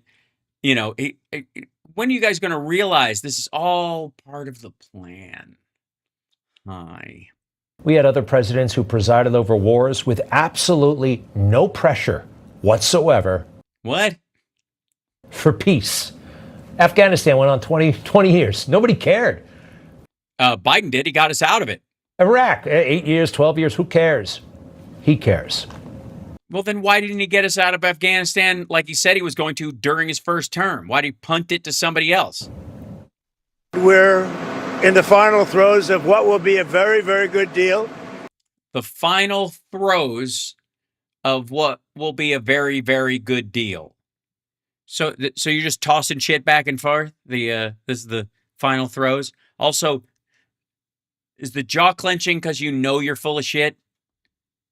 That will not allow in any way, shape, or form nuclear weapons, etc. And there's straight... Is etc. in the actual document? Will open up right away. It'll open up immediately upon signing, which could be in 2 or 3 days. Sir, did you just say 2 or 3 days or 2 or 3 weeks? 2 or 3 days. You'll be signing a peace agreement? No, we have a good chance of doing it. We should.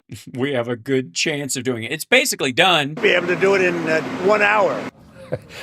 It's what? It's what, you dumb motherfucker? He's been saying this for weeks. Optimistic, and there's momentum behind peace. What is wrong with that? Why does this?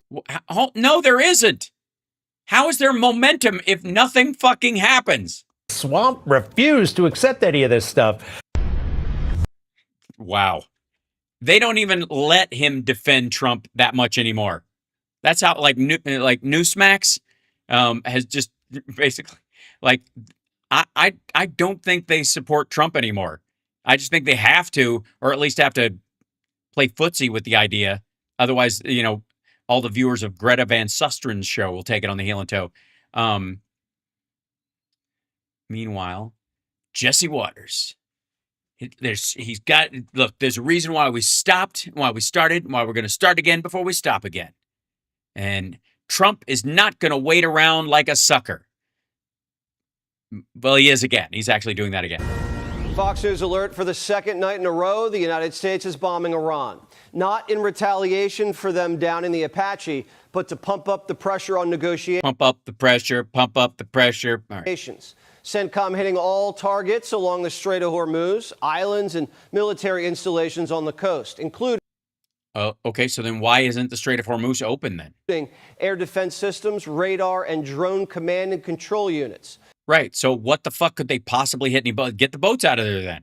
Sources say the president's considering an operation that is big in scale, but short in duration. Kind of like, well, halfway like his night with Stormy Daniels. Her breasts were big in scale, but it was short in duration. You posted this morning about Iran, and you said that they've taken too long to get to a deal. I want to make sure I quote you correctly. You said that now they will have to pay the price. Yeah. What did you mean by that specifically? Well, we're going to be attacking them very hard. Last night. Yeah, we didn't. We just fucking didn't. We did not attack them very hard.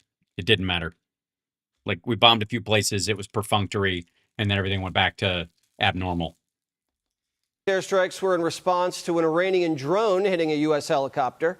The fact that the two pilots survived and were rescued was a miracle. The president called it a miracle.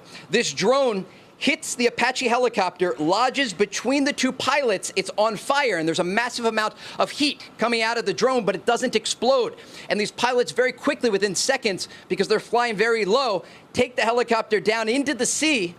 And then ultimately, about 2 hours later, according to U.S. Central Command, they are rescued for the first time in U.S. military history by an unmanned sea drone. Because nobody else wanted to go get them? Is that what you're saying? Iran's lucky our men didn't die, because if they had, Trump promised to turn Iran into... They tried to kill him. Sorry, I'm one of those stupid people who thinks that attempted murder and murder should get the exact same prison sentence, because you're just as murderous. You just happen to be a fuck-up. You don't get time off for being a fuck-up. To a parking lot. The ceasefire barely holding. CENTCOM forces... Not holding at all. You're showing bombing on the screen next to you. Disabled another blockade runner in the Gulf of Oman. Iran's broke, and they're still trying to slip through the embargo. So a U.S. aircraft fired a precision missile right into her engine room. That's 8 ships blasted back and 134 ships turned around. The blockade is undefeated. Yeah, it's the U.S. military. It's our Navy against civilian craft. Plus, they keep attacking choppers, tankers, and Wait, sorry. Were we hitting the sites? blockade is undefeated. Plus, are we hitting sites in The Legend of Zelda? They keep attacking choppers, tankers, and Israel. Trump's still pushing for a peace deal, but the Iranians are testing his patience. Here's where negotiations stand. Remember, all right, here it is. All right, finally, some inside information. Go for it. Oh, ye of the eyebrows. In late May, when the president went into the Situation Room to pour over Iran's latest proposal. Yeah, he fell asleep, apparently. We were this close to a deal, but Trump... No, we weren't. ...sent it back with 2 small amendments. The Iranians had to destroy the uranium in front of the Atomic Energy Committee within 60 days and agreed and never told the straight. Only then would the president unfreeze some funds. These were last-minute tweaks. The deal was almost done, but the president... Yeah, and their side of the deal was, we're not going to talk about our nuclear program until you unfreeze funds. That's why it died. He called their bluff, they called his. It's not a deal. The president's been waiting for 2 weeks for a response. 2 weeks. Yeah, like us waiting for his health care plan. And in the meantime, the Iranians are firing... Long 2 weeks. ...off missiles and drones. Trump's not going to wait around like a sucker. That's exactly what he's doing. So we'll see what happens. But we hit him hard yesterday, and we're going to hit him again hard today, in case you miss it, in case you don't turn on your television set. And we'll see what happens with the deal. We were really close to a deal, but they keep tapping us along. Then we're not close to a deal. Playing us for suckers because so you know lazy. What? They dealt with some very stupid presidents. I have to say that. Yeah, especially the guy before Biden. Embarrassed to say it. The president also told Fox Bridge and Power Plant Day is back on the table. Very exciting, Jesse. These are what we commonly refer to as war crimes. Trump said the gay Ayatollah had a chance to sign a deal and survive, but tonight he should probably stay in his cave. As President Trump said, they've been tapping. You can see when someone's trying to tap on a deal. Instead, they're Yeah, I'll tap on your head when I'm about to finish. going to have tap bombs dropping on key facilities in Iran from the United States of America. Boom, way to turn it around. Take that phrase and turn it upside down. That's so fucking macho. And the George W. Bush shoulder thing. And a big fan of like the, what the fuck is this kind of finger gesture? Are you holding an imaginary teacup? America. And that's not because we want to restart anything we don't have to restart. Sure. What if we want to restart something that hasn't stopped? It's because the War Department is prepared to set the terms to ensure that we get the kind of deal President set those terms.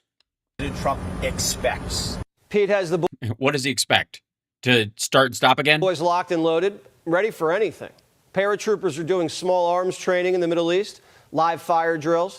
So they'll be used to shooting around sand. The wall of steel, still strong. Iran can't get anything in or out, but others have been. According to the president, we've been conducting Operation Freedom in secret. You know, we've been taking out millions of barrels of oil. Nobody knows it. You know who doesn't know about it? Iran, until right now. I'm not quite sure why he said it. We took out the other night 22 ships. Besides the fact that everybody knows and they did know. Late at night with no lights, because they don't have any radar, because we blasted the crap out of it. We took out, that's why oil's $85 a barrel. If they don't have radar, what difference does it make if their lights are on? Operation Freedom never paused. I thought you destroyed all their bomb and drone sites. It was being done in the dark. We believe the Apache helicopter was part of that mission when it went down Monday. Reports say freedom, unlike democracy, thrives in darkness. These talks are still on. Qatari negotiators. You think it's modafinil? You think he's on Modaf? Are headed to Tehran to close the gaps. We'll see if these latest rounds of strikes can shake things loose. Yeah, that's what we're waiting for. Those latest rounds, shake things loose. We'll see if these latest rounds of strikes can shake things loose. Yeah, little shrug. Like, hey, guess what, dipshit? They won't. There's not a round of talks. This is all bullshit. It's all bullshit. I can't even. This is some bullshit. We see through it. Nobody buys it. All right, I gotta let you guys go. Tomorrow's show will be a little bit later, like I said, and I hope that's okay. And then we don't have an afternoon show because I can't talk before the show because my voice is lagging. As you can hear it deeper now, anyways. So I need to rest. I'm trying to keep the shows tight right now till I get better. Jesse Waters, yes. Stretch Ben Shapiro. I think I found out what the cause of my voice issue was. It's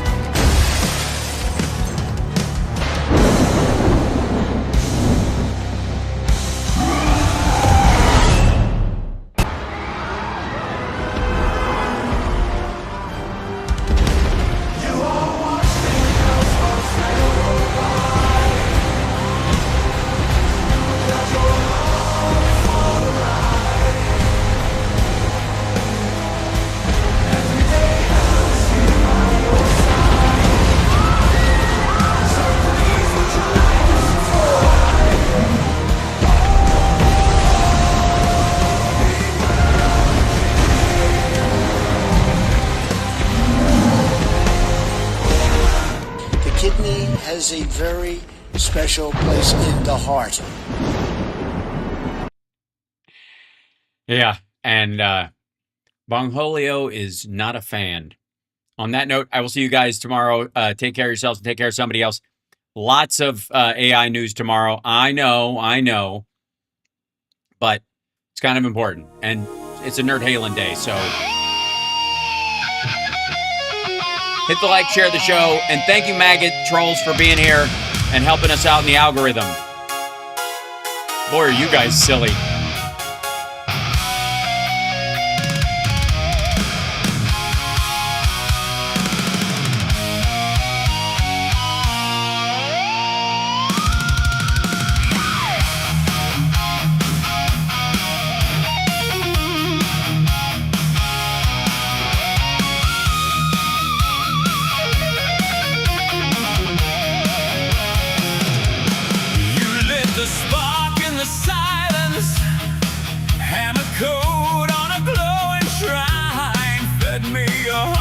For power, taught me to sharpen my mind. Your hands were cracked from the labor, your eyes were burned